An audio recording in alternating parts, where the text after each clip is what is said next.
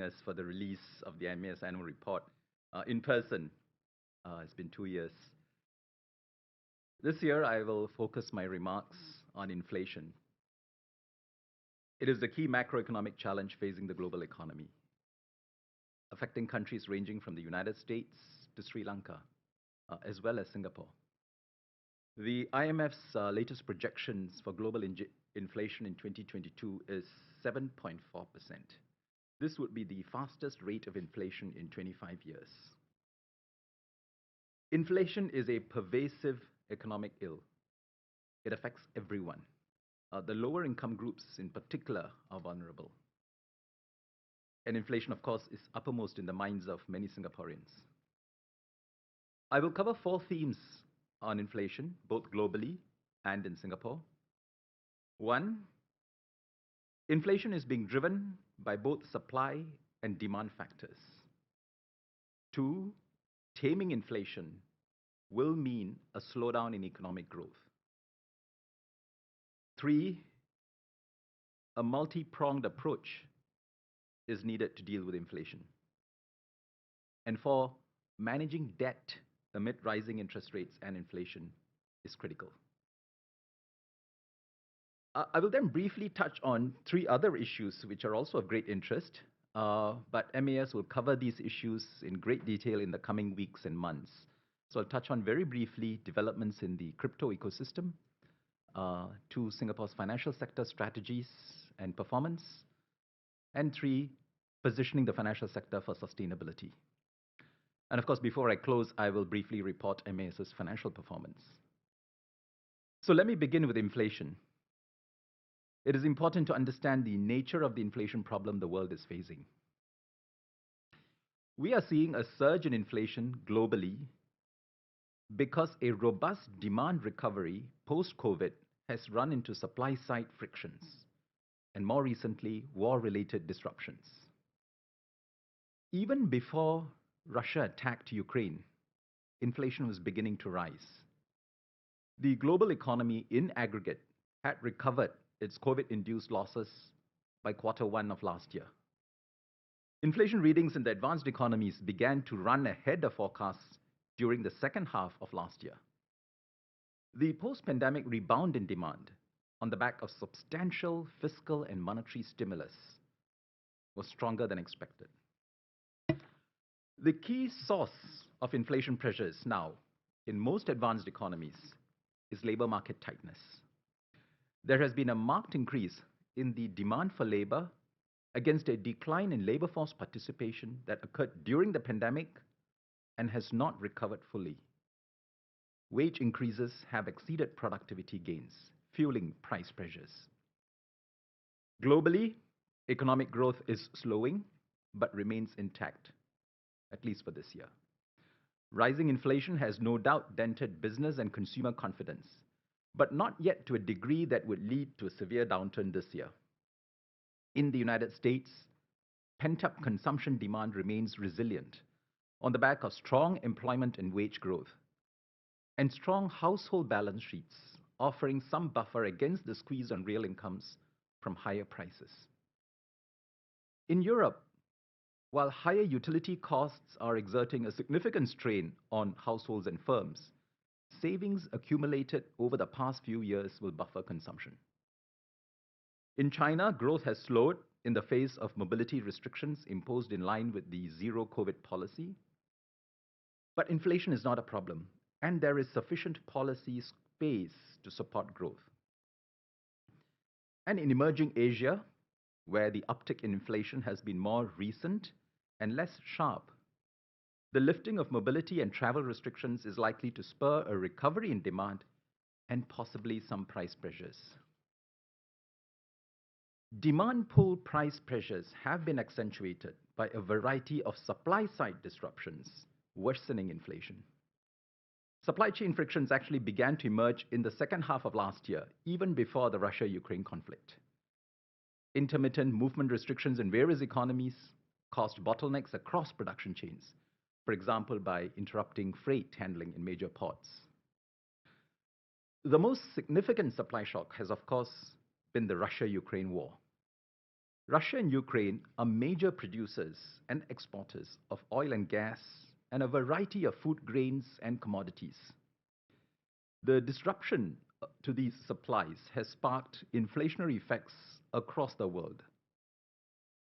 The disruption of Russian oil and gas supplies to Europe is pushing up energy prices worldwide. The impact on fuel and electricity prices across the world has been almost instantaneous. The disruption of grain exports from Russia and Ukraine is having knock on price effects across the entire food production chain. The two countries make up 25% of global exports of wheat and barley and 14% of corn. These grains are used in a variety of foodstuff, whose prices have consequently been pushed up. They're also used as animal feed, which means higher prices for meat and poultry. And as rice is substituted for wheat, rice prices have also begun to increase. The disruption of commodity supplies is adding to cost pressures across a range of industrial activities. The Russia-Ukraine conflict has affected the supply of palladium and neon, two elements that are critical inputs in semiconductor production. So this has raised chip prices, which in turn is feeding through into the prices of products ranging from smartphones to refrigerators to automobiles. In short, the Russia-Ukraine war has sharply worsened the outlook for global inflation, which had already been picking up before the war. The conflict is likely to be prolonged and thereby continue to impart an upward impulse to global food, energy, and commodity prices. This will in turn feed into global consumer price inflation in the months ahead. The inflation story in Singapore is not too different from the global story. As in the major economies, inflation in Singapore started edging up towards the end of last year on the back of a strong recovery in demand.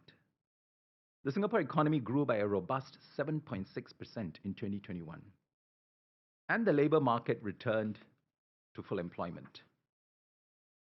Core inflation edged up progressively over the course of last year from 0.2% in quarter one to 1.7% in quarter four, as spare capacity was absorbed. The growth momentum, no doubt, has slowed this year, but the economy remains on track to come within the lower half of the 3 to 5% GDP growth forecast. In the first half of 2022, growth has continued and broadened across sectors, coming in at 4.4% on a year-on-year basis. The economy is currently 6% above its pre-pandemic levels. The output gap is positive at 0.6% of potential GDP, meaning the economy is operating slightly above its underlying capacity. The external-oriented sectors such as manufacturing and financial services are facing some headwinds in light of weaker growth prospects in the global economy. But the domestic-oriented and travel-related sectors are performing strongly, benefiting from the easing of mobility and travel restrictions here and in the region. The labor market has tightened and wage growth is running ahead of productivity gains. The seasonally adjusted resident unemployment rate has declined to 3.0%, the lowest since end 2018. Yet total employment is still 2.5% below the pre-pandemic level, mainly because Singapore lost 15% of its non-resident workforce since December 2019. Job vacancies are at record high levels with broad-based increases across sectors. The vacancy to unemployment ratio is at its highest level since 1998. Resident wages have risen by an average 6.2% year-on-year over the past 3 quarters, running slightly ahead of real productivity growth of 5.5%. Imported inflation, reflecting the supply disruptions caused by the Russia-Ukraine war that I spoke about, has significantly added to these price pressures. Import prices in Singapore, or import prices facing Singapore, have surged by 27% in May this year, compared to the same period last year. About 80% of this was contributed by higher oil and food prices. This step up in energy and food prices has raised inflation for electricity and non-cooked food, and is now feeding into transportation and food services inflation. The combination of domestic and external factors has led to a significant rise in inflation in Singapore. Core inflation picked up to 3.6% year on year in May, from 3.3% in April and 2.5% in the first quarter of the year. CPI all items inflation, which includes private transport and accommodation costs, rose to 5.6% year on year in May. Inflation is expected to get worse before it gets better. Core inflation is projected to increase to a peak of 4 to 4.5% in quarter three. It will then level off and slightly ease towards the end of this year, though still around 3.5 to 4%, much higher than what Singapore has been used to. For the whole of 2022, core inflation is expected to come in at 3 to 4%. And as car and accommodation cost increases are likely to remain firm, CPI all items inflation is expected to come in at 5 to 6%. Inflation is expected to ease further in 2023, but will remain well above the 1.5% average rate that we have averaged since the year 2000. And this inflation outlook is not without upside risk. The projected profile of inflation that I described is based on two assumptions. One, some stabilization of global commodity prices and unwinding of global supply chain constraints. And two, a strong pickup in inflows of non-resident workers that helps to alleviate domestic labor shortages. If there are fresh shocks to global energy and food supplies arising from the ongoing conflict in Ukraine, or a significant overheating of the domestic labor market, inflation may end up being higher and more persistent. The outlook for a gentle easing of inflationary pressures globally next year is also premised on strong monetary policy actions by the major central banks. Monetary policy dampens inflation by reducing aggregate demand to be in line with aggregate supply. In most countries, this is achieved through higher interest rates that dampen consumption and investment demand. And a slowdown in economic growth is necessary to restore macroeconomic stability and balance. The central banks of the major economies have been tightening monetary policy. The US Federal Reserve has raised interest rates 3 times since March 2022. The European Central Bank has yet to raise rates, but has indicated it will do so this month. The Bank of England, as well as the central banks of Canada, Australia, and others, have also been withdrawing monetary policy accommodation. Central banks are expected to further tighten monetary policy substantially over the next 6 months. Global economic growth in 2023 is likely to be lower. Tighter financial conditions, coupled with a squeeze in real incomes as a result of rising prices, will exert a drag on growth. It is difficult to forecast the extent of the growth slowdown next year, given the complex interplay of multiple factors. It may be more instructive to think of possible scenarios. A good scenario would be what policymakers and analysts call a soft landing, where growth slows down sufficiently to reduce inflation, but the economy avoids recession. But given how high inflation has climbed and the degree of monetary policy tightening that may be necessary to bring inflation down, the pathway to achieve such a scenario is quite narrow. A more likely variant of a good scenario is a mild, short-lived technical recession that tames inflation and sets the stage for a sustained recovery in growth. A bad scenario is a deeper recession in some of the major economies, even as inflation is brought down, a so-called hard landing. Such a scenario could occur if monetary policy tightening precipitates sharp dislocations in financial markets. In many countries, financial vulnerabilities have increased due to a run-up in private sector debt during the last 10 years of highly accommodative monetary policies. Overvalued assets and high debt could magnify any growth slowdown. An ugly scenario would be one where growth stagnates while inflation remains high, stagflation. This could happen if fresh supply shocks or disruptions further boost inflation while monetary policy tightening sharply reduces economic activity. Stagflations are rare, but when they occur, they present particularly difficult policy dilemmas for governments and central banks. In Singapore, economic growth is expected to moderate further in 2023 in tandem with the slowdown in our major trading partners. The extent of the growth moderation will depend in part on how the scenarios for the global economy will pan out.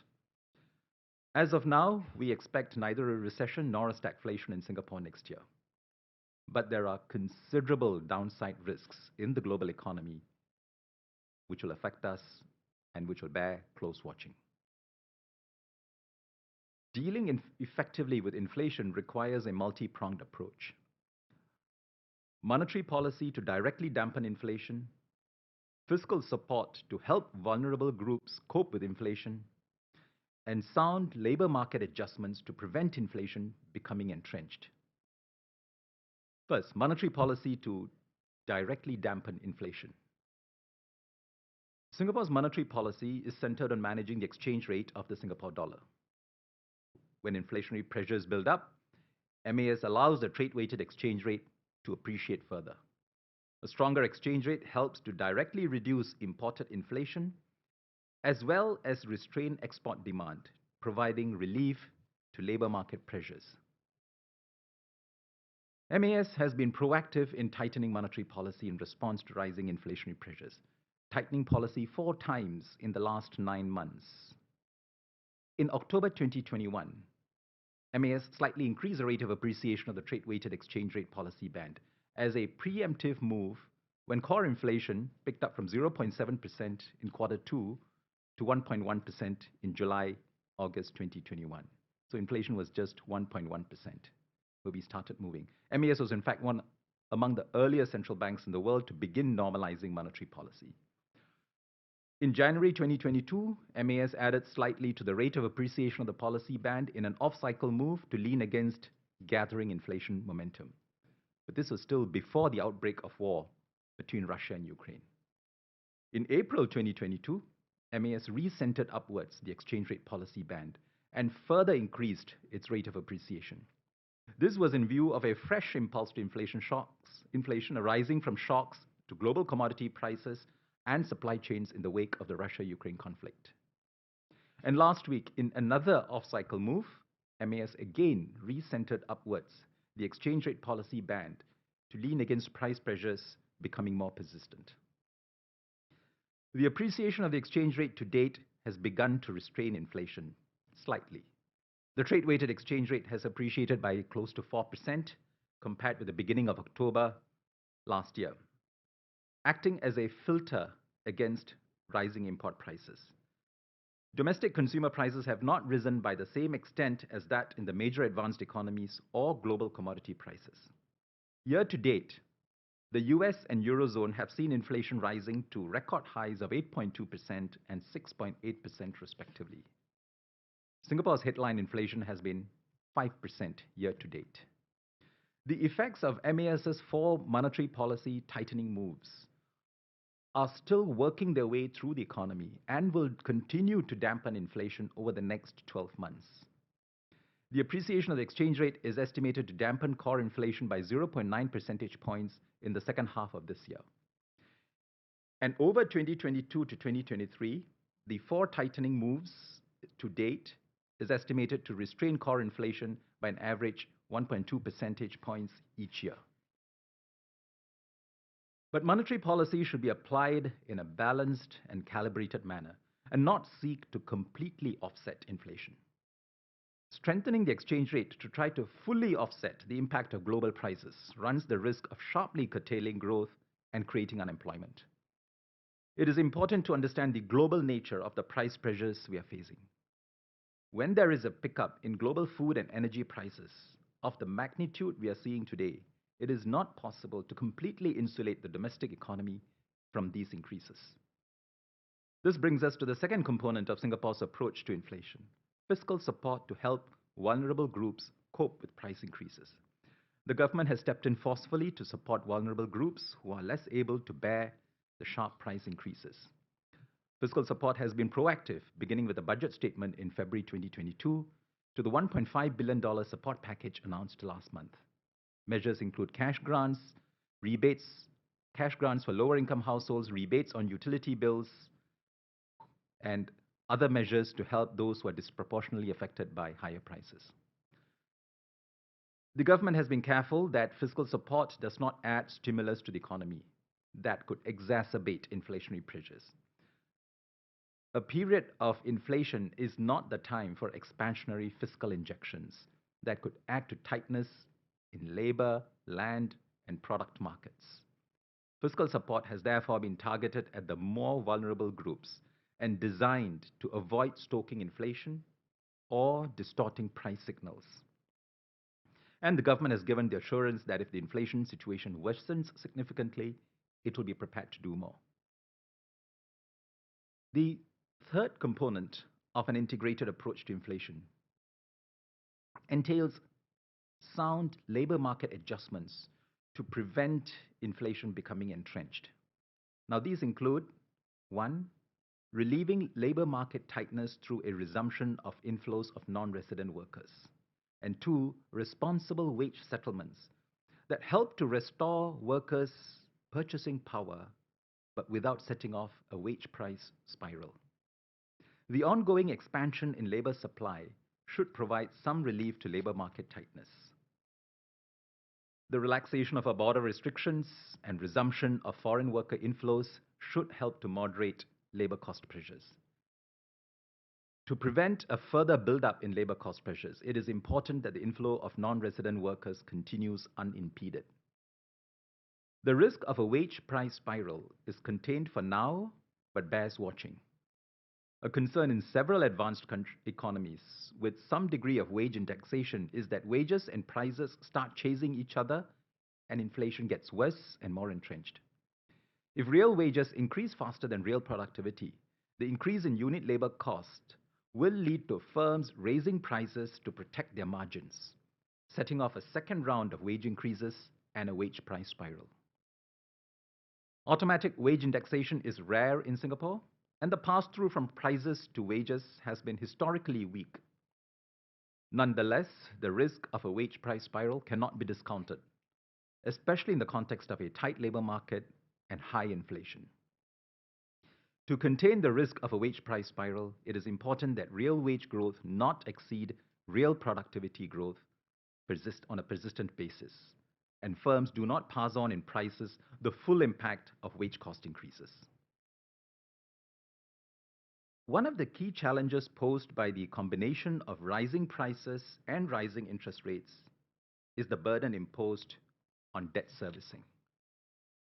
Globally, given the high degree of leverage built up during the last 10 years of accommodative monetary policies, the ongoing sharp increases in interest rates poses potential risks of debt defaults, market volatility, and financial instability. According to the BIS, the average private sector debt service ratios in advanced economies could rise to their highest levels in over a decade. According to the IMF, around 30% of emerging market economies and 60% of low-income countries could be at or near conditions of debt distress. Interest rates have also risen in Singapore alongside the pickup in US interest rates. The increase in domestic interbank interest rates has in turn led to a rise in lending and mortgage rates in Singapore. Domestic interest rates are expected to rise further as global central banks continue to raise rates, adding to the debt service burden of corporates and households. MAS is closely monitoring any systemic risk in the financial system arising from debt-related stresses in the household and corporate sectors. MAS subjects all major banks to rigorous stress testing to assess any vulnerabilities in their portfolios. Regulatory limits on sectoral exposures, such as for property and to single borrowers, help to ensure that banks' corporate credit risk profiles are diversified. And MAS supervisors have stepped up their engagement with banks on their asset quality, including the adequacy of provisioning against possible asset quality deterioration. Corporates in Singapore continue to manage debt-related risks with sufficient liquidity holdings built up on post-COVID earnings recovery. Most Singapore-listed firms continued to hold sufficient liquidity as of end last year, with liquid assets such as cash and equivalents exceeding their short-term liabilities. MAS stress tests on the balance sheets of SGX-listed firms show that most corporates would be resilient to interest rate and earnings shocks. For households, the measures put in place by MAS over the past many years have helped to ensure prudent borrowing. The total debt service ratio, TDSR, caps a mortgage borrower's overall debt obligations at 55% of his income. And it is computed using an interest rate which is the higher of 3.5% or the prevailing market rate. Then you calculate mortgage obligations. And this provides a buffer against a rise in interest rates such as what we are seeing now. The loan to value or LTV ratio limits mortgage borrowing to 75% of the value of the house for the first property loan, 45% for the second loan, and 35% for the third loan. Total unsecured debt is limited to 12 times a borrower's monthly income.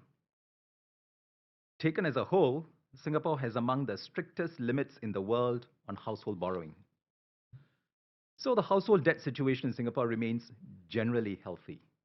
Stress tests by MAS suggest that most households should be able to service their debts even under scenarios of sharp interest rate hikes and significant income losses. The median TDSR on new loans issued over the past year is 43%, well below the 55% limit. And the median LTV ratio for the outstanding stock of mortgages as of Q1 this year is less than 50%. The proportion of non-performing mortgages has remained low at less than 1%. And defaults on credit card debt has actually declined from 6.3% in Q4 2019 to 4.1% in Q1 this year. But there will be a small segment of households which may be more constrained by rising interest rates. A variety of options are available to such vulnerable borrowers. Borrowers facing difficulties in their loan repayments can discuss with their lenders loan restructuring options, including customized repayment solutions that may entail right-sizing liabilities as well as spending. Borrowers with outstanding unsecured debt across more than one financial institution may consider taking up a debt consolidation plan, which will consolidate all their unsecured credit facilities across financial institutions into a single loan at a lower interest rate. And borrowers who need additional assistance can seek help from the Credit Counselling Singapore, which helps distressed borrowers work out debt management plans with their creditors. As global and domestic interest rates continue to rise, it is important that corporates and households exercise utmost caution in taking on new financial commitments. They should plan for future interest rate increases and be sure of their ability to service their loans before making long-term financial commitments. Let me now say a few words about the implications of the current turmoil and volatility in the global crypto industry. And some crypto players that have come under strain have been reported by the media as being Singapore-based. In reality, these so-called Singapore-based crypto firms have little to do with crypto-related regulation in Singapore. Terraform Labs and Luna Foundation Guard are not licensed or regulated by MAS, nor have they applied for any license or sought exemption from holding any license. Three Arrows Capital was not regulated under the Payment Services Act. It had operated under the registered fund management regime to carry out limited fund management business, but had ceased to manage funds in Singapore prior to the problems leading to its insolvency. World is currently not licensed by MAS, nor has it sought any exemption from holding a license under the Payment Services Act. It has submitted a license application, which is pending our review. MAS and relevant government agencies will take firm enforcement actions if any entity is found to be conducting illegal activities or performing regulated activities without a license. The crypto industry globally is still evolving, and regulation is still catching up with industry trends. Singapore is often seen as being at the forefront with a clear licensing and regulatory framework. But the focus of crypto regulation to date in Singapore, as well as in most major jurisdictions, has been on containing money laundering and terrorist financing risks. Most regulatory regimes today do not cover areas such as consumer protection, market conduct, and reserve backing for stablecoins. This is changing. Reviews and public consultations are underway among international standard setting bodies and regulators to strengthen regulation in these areas. And MAS is also targeting to consult on proposed measures in the next few months. But the key lesson from the upheaval in the global crypto industry is clear. Investing in cryptocurrencies is highly risky. And this is what MAS has been warning the public about for the last 5 years. In fact, MAS's repeated warnings against retail investments in cryptocurrencies and ratcheting up of policies to restrain retail access have raised some questions as to where MAS stands with respect to the digital asset ecosystem. So next month, because this will take a long time to explain, we will organize a dedicated Green Shoot seminar to share our strategies to develop Singapore as a digital asset hub. We will explain our position on cryptocurrencies, stablecoins, blockchains, tokenization, smart contracts, digital assets, and the rest of it. Their risks and opportunities, their shortcomings and potential. And we will set out how our developmental and regulatory approaches will work in harmony to achieve the vision of Singapore as an innovative and responsible digital asset hub. Let me now turn to the financial sector, which continued to perform very well in 2021. Value added grew by 7.4%. Fintech investments hit a high of $3.9 billion, and a total of 4,300 net jobs were created in financial services and fintech.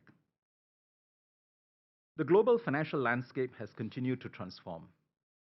The Russia-Ukraine war, COVID-19 pandemic, and US-China tensions have introduced new risks and uncertainties for financial markets and institutions. And the nature of globalization is changing. Supply chains are adjusting with a greater focus on business resilience. At the same time, structural trends towards greater adoption of technology and the drive towards sustainability have, if anything, gathered pace. MAS has conducted a study on the future of financial services to 2030 against the backdrop of some of these changes. And MAS has refreshed the Financial Services Industry Transformation Map, or ITM, for the period 2021 to 2025, based on this study and extensive consultations with the industry. This ITM 2.0 sets out a blueprint of strategies and initiatives to further strengthen Singapore's position as a leading financial center in Asia. The ITM will be launched and presented in a couple of months.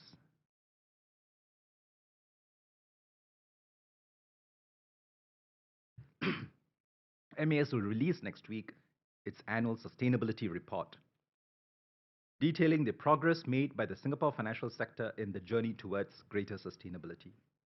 The report will include a detailed account of the various initiatives to strengthen the financial sector's resilience to climate risk, develop a vibrant green finance ecosystem, build a climate-resilient official foreign reserves portfolio, including targets to reduce the weighted average carbon intensity of the equities portfolio, and reduce MAS's own organizational carbon footprint, including targets to reduce greenhouse gas emissions by 2030. So stay tuned, that's coming next week. Let me now provide an update on MAS's financial results. MAS recorded an overall loss of 7.4 billion Singapore dollars for the financial year 2021-2022. This has reflected lower investment gains, a large negative foreign exchange translation effect, and higher interest expenses. Investment gains on the official foreign reserves were $4 billion. Concerns over monetary policy tightening by central banks and geopolitical tensions weighed heavily on global financial markets last year. The appreciation of the Singapore dollar led to a negative foreign exchange translation effect of 8.7 billion Singapore dollars because the Singapore dollar strengthened 4% against pound sterling, 5% against the euro, and 9% against the Japanese yen. And total expenditure increased to 2.8 billion Singapore dollars, due mainly to higher interest expenses on domestic money market operations.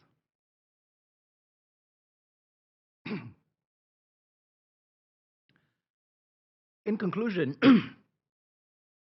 let me return to where I started: inflation. The current bout of inflation will eventually end.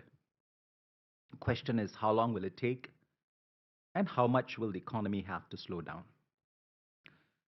Taming inflation is like trying to slow down a speeding car on a gentle slope. It takes a combination of forcefulness and calibration. If you do not depress the brakes early enough or hard enough, you cannot break the speed momentum.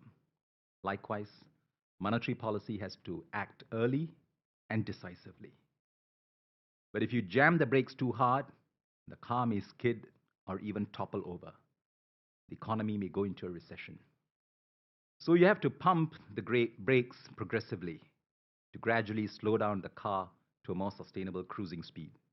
And this is why central banks all over the world tighten monetary policy in a series of well-calibrated steps and closely monitor the impact of their actions before deciding on the next step.